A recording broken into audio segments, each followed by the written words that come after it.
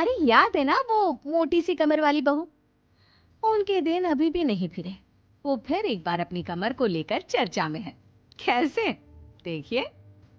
क्या करूं, मेरी मोटी कमर का सब मजाक उड़ाते हैं। माँ जी तो ऐसे करती है जैसे मैं कोई डायन हूँ। ना कहीं साथ ले जाती है, ना ही किसी से मुझे मिलवाती है। अरे मीना, तो कोशिश क्यों नहीं करती कि तेरी कमर थोड़ी पतली हो जाए। अब देख ना, मेरे ऑफिस में भी उस दिन तेरा कितना मजाक बना था, याद है ना? मीना को पति से ये उम्मीद तो बिल्कुल नहीं थी। वो सोच में पड़ जाती है कि आखिर क्या लुक्स ही मायने रखते हैं? रिश्ते नाम की कोई चीज होती है क्या? पापा पापा, मेरे स्कूल में फंक्शन है, सबके मम्मी पापा आएंगे, आप भी आना कल। अरे नहीं बेटा, कल तो मेरी ज़रूरी मीटिंग है, कल नहीं हो पाएगा बेटा। अरे मैं हूं ना, मैं आ जाऊंगी। क्यों? नहीं नहीं माँ, तुम रहने दो, तुम्हारे लिए तो दो दो चेयर लगाने पड़ जाते हैं। और ऊपर से सब तुम्हारा मजाक बनाते हैं। ना बाबा ना, मेरे स्कूल में तो आना ही मत। मीना का दिल तो ये सोचकर और छोटा हो जाता है। वो किचन में जाती है और खाना बनाने लग जाती है। खाना बनाते बनाते उसे मुन्ने के जोर से रोने की आवाज आती है। क्या हो गया मेरे बेटे को?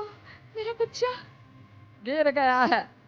इतनी बार कहा है कि भागा दौड़ी ना किया कर। मीना जल्दी से बच्चे को उठाती है, उसे कमरे में ले जाती है और सुला देती है। माँ, कल मैं गिर गया था तो किसी ने मुझे नहीं उठाया, सब मुझे डांट रहे थे, लेकिन तुमने मुझे उठाकर यहाँ बेड पर लिटाया। और रात भर तेरी कमर में मालिश भी करती रही। तभी तो मैं आज स्कूल के फंक्शन में जा रहा हूँ, नहीं तो कैसे जाता। अच्छा माँ, मैं जा रहा हूँ। बेटा स्कूल चला जाता है। उधर सास। बहू, वो क्या है ना, आज मैंने घर में कीर्तन रखा है। तेरी कमर के कारण मैंने सबको बोल दिया है कि तुम मायके गई है। तू जानती है ना कैसे तेरा मजाक बनाते हैं सभी। बहू कुछ नहीं कहती। पर माँ जी, कीर्तन में बैठने का तो मेरा भी मन था। हाँ, तो किसी और शहर चली जाना जहाँ तुझे कोई जानता ना हो। वहीं किसी मंदिर में बैठ कर ले लेना हरि का नाम। अच्छा जा, जल्दी से काम पर लग जा। मीना को सास की बात पर रोना आता है, लेकिन देखिए किया भी क्या जा सकता है। हमारे यहाँ तो ये रिवाज है ना, जिसका चेहरा अच्छा वो राजा, नहीं तो सब रंग। घर में औरतें आने लगती है, सब एक एक कर कीर्तन में बैठ जाती है। अरे मुन्ना, जाता किचन में मैंने प्रसाद बना कर रखा है, ले आ। अरे क्या क्या कर लेती हो बहन जी, एक तुम्हारी बहू है बस कमर का कमरा बनाए बैठी है, ये नहीं कि ससुराल में रहकर काम काज निपटाए, जब देखो तब मायके की हवा खाने पहुंची रहती है। तो भी तू उससे कहती है। मैंने तो घर में मना कर दिया था कि कोई खाना नहीं खाना। बहन जी के घर कीर्तन है, मैं सबका खाना लेकर आऊंगी। लेकिन यहाँ तो लग रहा है कि प्रसाद के भी लाने पड़े हैं।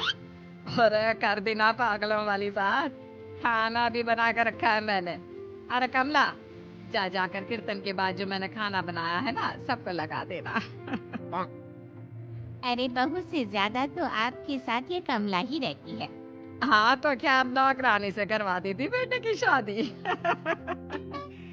कमला किचन में जाती है, जहाँ बेचारी मीना पसीने से तर खाना पीना और किचन के काम में लगी होती है। कैसी हो भाभी, ऐसी सास के साथ कैसे गुजारा कर रही हो? पता है बाहर कह रही है कि सारा खाना और प्रसाद उन्होंने बनाया है। अरे कोई बात नहीं ना कमला, वो क्या है ना, मेरी कमर मोटी है, इसलिए वो मुझे किसी के सामने नहीं ले जा सकती हैं। अरे तो मैं कौन सी सुष्मिता सेन हूँ, लेकिन देखो मेरी सास मुझे कितने गर्व से मिलाती है सभी से। देखो मीना भाभी, आपको सबने ये बता रखा है कि आप अच्छी नहीं हो, सुंदर नहीं हो, लेकिन बात ये कि आपका चेहरा इतना प्यारा है कि क्या कहूँ।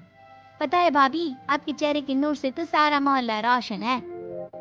मीना को बहुत दिनों के बाद किसी के प्यार के दो बोल सुनने मिले थे। वो खुश हो जाती है और कमला से दिल से बात करने लगती है। पता है कमला, जब मैं कॉलेज में थी ना, तो एक बार मेरी तस्वीर अखबार में छपी थी। मैं फूलों की प्रदर्शनी देखने गई थी, तो वहाँ किसी ने फूल के साथ मेरी फोटो खींची थी और लिखा था फूल से भी सुंदर। लेकिन अब अभी भाभी आप ऐसी ही हो, फूल से भी सुंदर। अरे कमर मोटी है तो क्या हो गया, क्या सब में सारी खूबियां होती है? अपनी सास को ही देख लो, ऐसा लगता है जैसे चूल्हे में कोयला जल गया हो। भैया भी माना पतले हैं, लेकिन है तो माँ की तरह काले ही ना।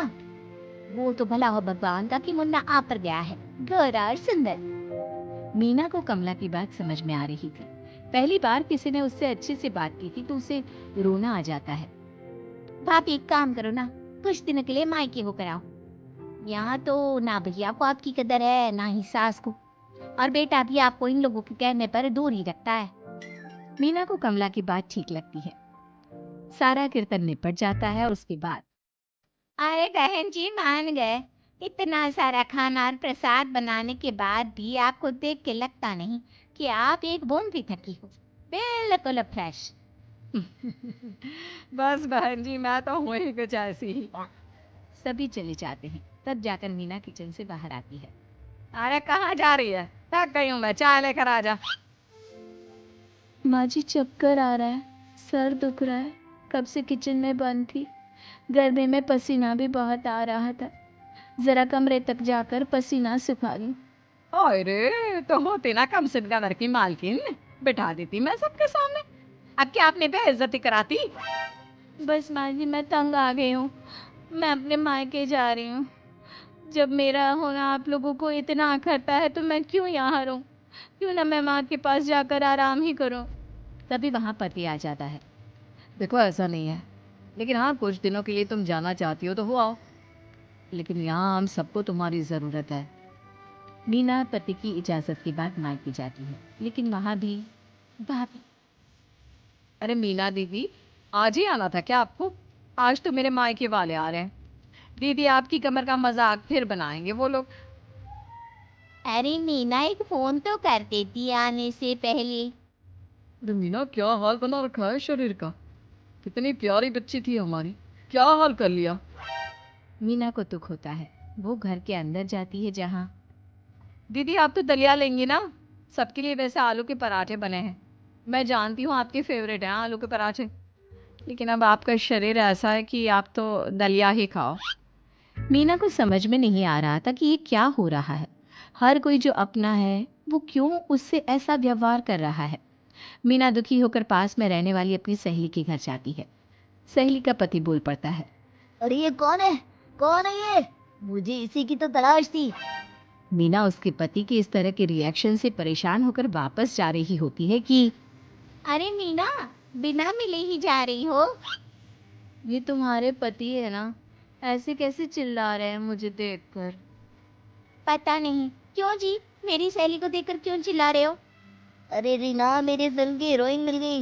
यही तो है वो लड़की, प्यारी सी सुंदर सी मोटी कमर वाली। अरे हाँ, मीना तो बिल्कुल उस लड़की जैसी है जो आपकी फिल्म की कहानी है। ये क्या बोले जा रहे हो तुम लोग? मीना मेरे पति बहुत बड़ी फिल्म के डायरेक्टर है, पता है ना तुम्हें? और मैं एक बहुत बड़ी फिल्म बना रहा हूँ शाहरुख खान के साथ। मैं चाहता हूँ कि तुम उसकी हीरोइन बनो।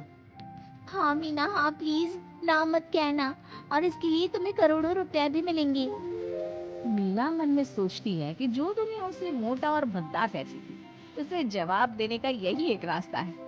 मीना फिल्म में काम करने के लिए हाँ कर देती है और फिर सारे शहर में मीना की फोटो शाहरुख खान के साथ लग जाती है। Thanks for watching. Please subscribe and ring the bell icon.